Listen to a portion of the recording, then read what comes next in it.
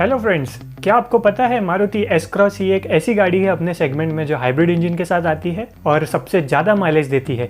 तो आज के इस वीडियो में हम बात करेंगे Maruti Suzuki Nexa S cross के बारे में। जानेंगे उसके वेरिएंट वाइज फीचर्स, प्राइस और ये भी जानेंगे कि इसका कौन सा वेरिएंट आपके लिए सबसे ज़्यादा वैल्यू फॉर मनी रहेगा। और एंड में हम इसके प्रोज और कॉन्स के बारे में भी बात करेंगे। तो इस वीडियो को एंड तक देखना ना भूलिएगा।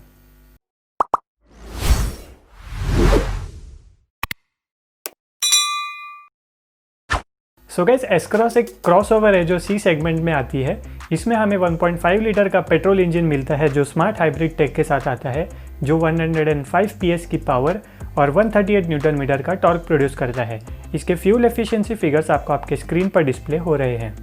तो गाइस, इसके वेरिएंट जानने से पहले हम बात कर लेते हैं इसके कुछ स्टैंडर्ड सेफ्टी फीचर्स के बारे में।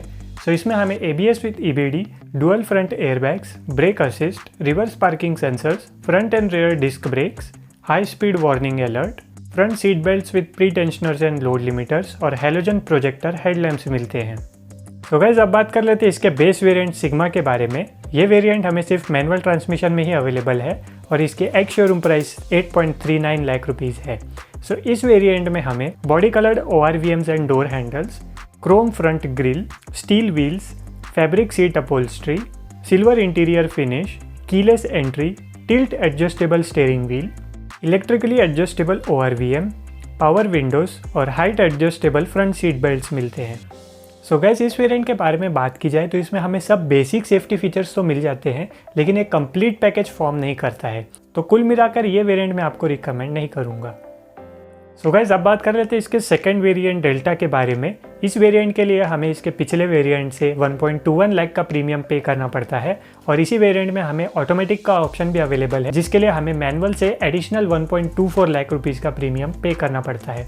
सो इस वेरिएंट में हमें turn indicators on ORVM, black roof rails, machine cut alloy wheels, illuminated glove box and footwell, rear wiper washer and defogger, steering mounted controls. इसमें हमें सादा 2 DIN का म्यूजिक सिस्टम मिलता है जो ब्लूटूथ, ऑक्स और USB को सपोर्ट करता है, जिसके साथ में हमें 4 स्पीकर्स मिलते हैं।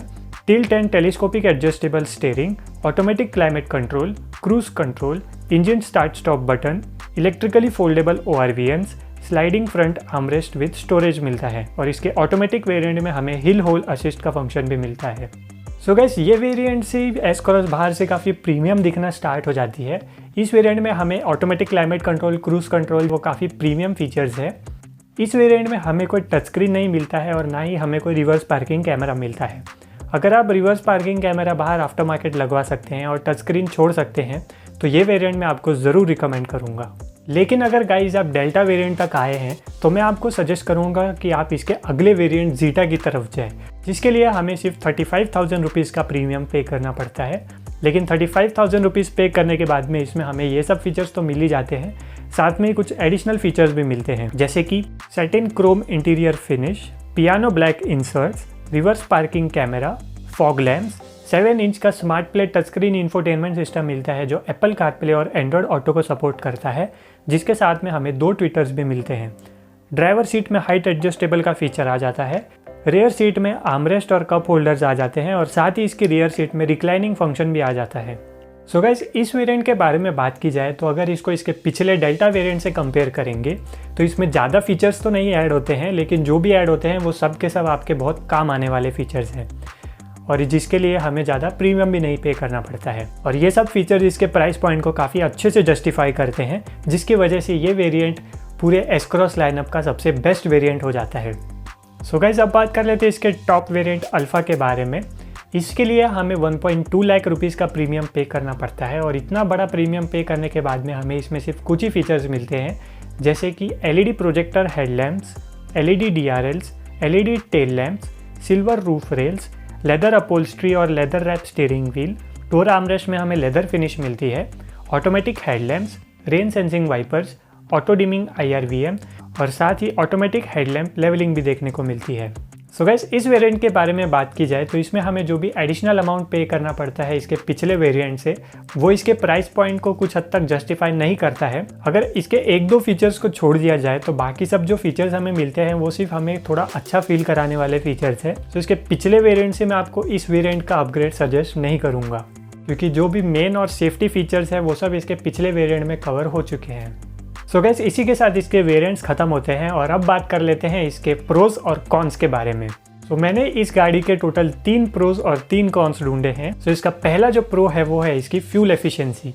सो गाइस, इस गाड़ी में हमें जो फ्यूल एफिशिएंसी मिलती है वो इस सेगमेंट में सबसे ज़्यादा है।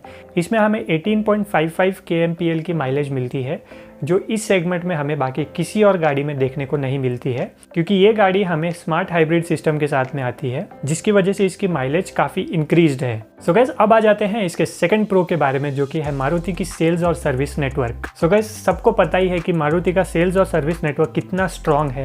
आप कोई भी शहर या गाँव में चले जाओ, आपको मारुति का सर्विस सेंटर मिल ही जाता है और साथ में ही मारुति की गाड़ियों के आफ्टर सेल वैल्यू भी काफ़ी अच्छी मिलती है। सो गाइस, जिसकी वजह से हमें इसका कोई भी पार्ट रिप्लेसमेंट का कोई प्रॉब्लम आता है तो उसके लिए हमें ज़्यादा प्रॉब्लम नहीं आएगा। सो गाइस, अब आ जाते हैं हम इसके थर्ड प्रो की तरफ, जो कि है नेक्सा का premium experience. So guys, Nexa से गाड़ी परचेस करते टाइम हमें एक नेक्सा का मेंबरशिप कार्ड मिलता है, जिसमें काफ़ी सारे बेनिफिट्स हैं।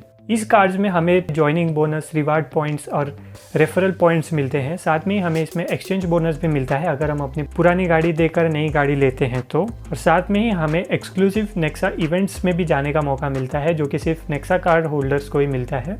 और यही कार्ड से हमें मारुति प्लांट में विजिट का भी ऑफर मिलता है। सो गाइस, ये थे मेरे इस गाड़ी के बारे में 3 प्रोज। सो गाइस, अब बात कर लेते हैं इसके कॉन्स के बारे में, यानी कि इसके नेगेटिव पॉइंट्स के बारे में। सो पहला नेगेटिव पॉइंट आता है इसके जो इंटीरियर स्विच गियर की क्वालिटी है।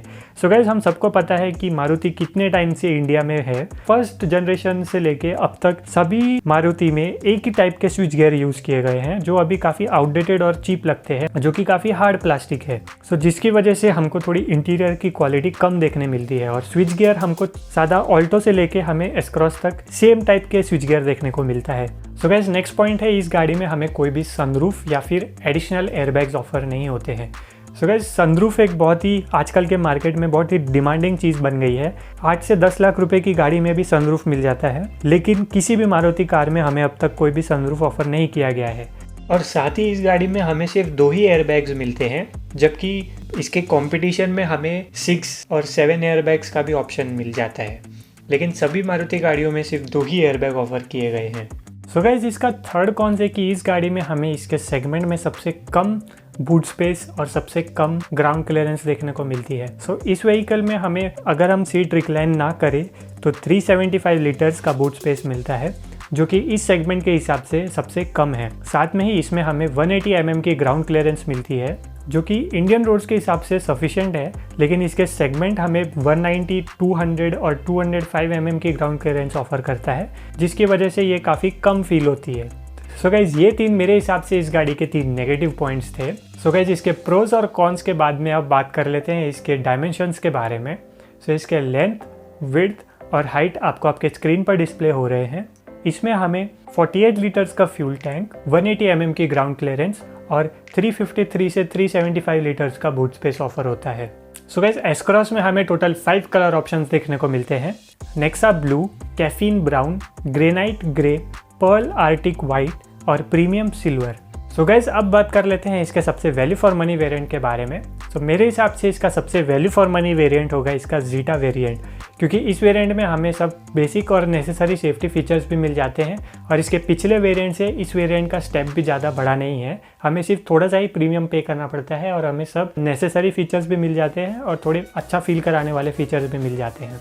सो गाइस, अगर आपको ये वीडियो पसंद आई है तो इसे ज़रूर लाइक कीजिएगा, शेयर कीजिएगा और नीचे कमेंट करके ज़रूर बताइएगा कि आगे आप किस गाड़ी के बारे में ऐसे वेरिएंट बाय वेरिएंट डिटेल के वीडियोस देखना चाहते हैं। और मेरे इस चैनल को सब्सक्राइब करना ना भूलिएगा। Thank you for watching.